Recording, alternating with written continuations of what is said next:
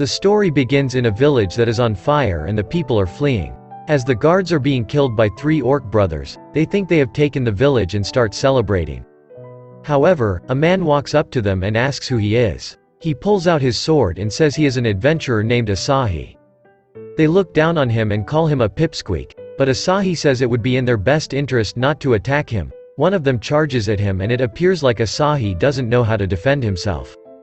However, the orc suddenly gets impaled by a rock spike that comes out of the ground. An adventurer named Maya appears, jumping around and using a skill that unleashes lightning, causing one of the orcs to explode. The remaining orc tries to run away but Maya jumps in front of him, causing him to be terrified.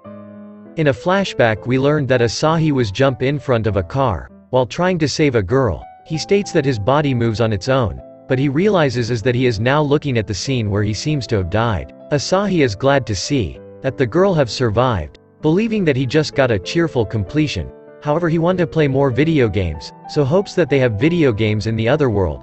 Asahi is concerned about how the people around him will react, particularly his big sister Maya. Asahi falls from the sky and finds himself in a strange place with a castle and a dragon. As he walks around the village, he realizes that he was sent to a world that is similar to an RPG. He bumps into a man who warns him to be careful, and he finds out that the people there also speak Japanese. Asahi sees the shops in the village and they are familiar to him, because he's seen them in video games before, and he is excited, thinking that he's been reincarnated into a video game. Asahi takes a picture with his phone wanting to upload it, but he realizes that the place has no signal. He thinks that he will succeed in the world, because he has plenty of experience with RPG games. Asahi goes to a pawn shop trying to sell his phone, but the old lady doesn't even know what it is. He ends up selling it to her, and buying some light armor and a sword. Wanting to prioritize agility, with his gear prepared, Asahi goes to the Adventurers Guild, thinking that it is the next step. The clerk asks him what quest he wants, but Asahi admits it's his first time, so the clerk gives him an adventure registration form. Asahi completes the form and the clerk recommends a super easy quest that involves hunting some killer rabbits, and he accepts it. He goes outside thinking that his new life has just begun, but after leaving the town he suddenly encounters a huge dragon. It starts flying, breathing fire. As it chases him around he dodges the dragon's attacks, thinking the game is too difficult, and he manages to hide from the dragon. While hiding he checks status, wondering if he was reincarnated with an overpowered skill, but it seems his only skill is to throw stones, and his base stats are completely terrible. He gets blown away, and he thinks about fighting the dragon, throwing a stone at its direction, but the stone doesn't even reach. The dragon flies towards him, causing him to fall to the ground, but at that moment Asahi thinks about his big sister, and he calls out her name, triggering a skill that causes Maya to appear in the world. The dragon attacks Maya, causing an explosion, but Maya manages to dodge the attack, as she realizes that she has the power to protect Asahi.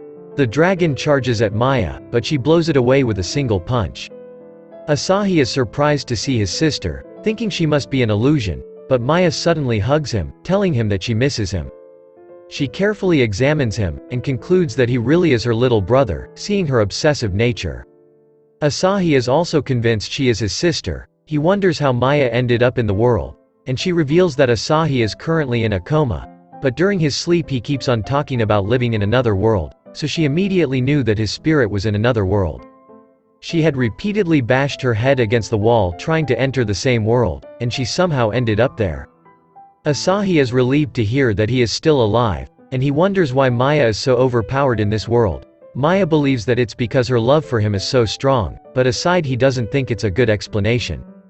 Maya says that it doesn't matter, telling him to go with her. Asahi thinks that his life in this world is over, thinking she will take him back to the real world, but Maya has no idea how to get back, surprising him that she followed him into another world without a plan. Maya says that she just wanted to make sure he was safe, and everything else was secondary. Maya is excited to start a new life with him, and she starts laughing like a maniac, and Asahi realizes that the story is about how overpowered his big sister is. Back in the present, Maya unleashes a powerful blast from her hand that vaporizes the last orc. Asahi calls her merciless, but Maya claims that the orc brothers didn't deserve mercy. He looks around, realizing that Maya has a point, thinking that it must be because the orc brothers killed so many villagers, but Maya reveals it's because they looked down on her little brother, so they didn't deserve mercy. She looks at Asahi's face, and realizes he has a scrape on his cheek, so she becomes upset, thinking that she doesn't deserve to be his big sister. Maya offers him an elixir, but the Asahi thinks that they should save it for the final boss. He claims that abyss spit should be enough to heal the scrape, so Maya offers to lick his body. Asahi becomes scared, saying that she misinterpreted him, but she lunges toward him, telling him not to be embarrassed.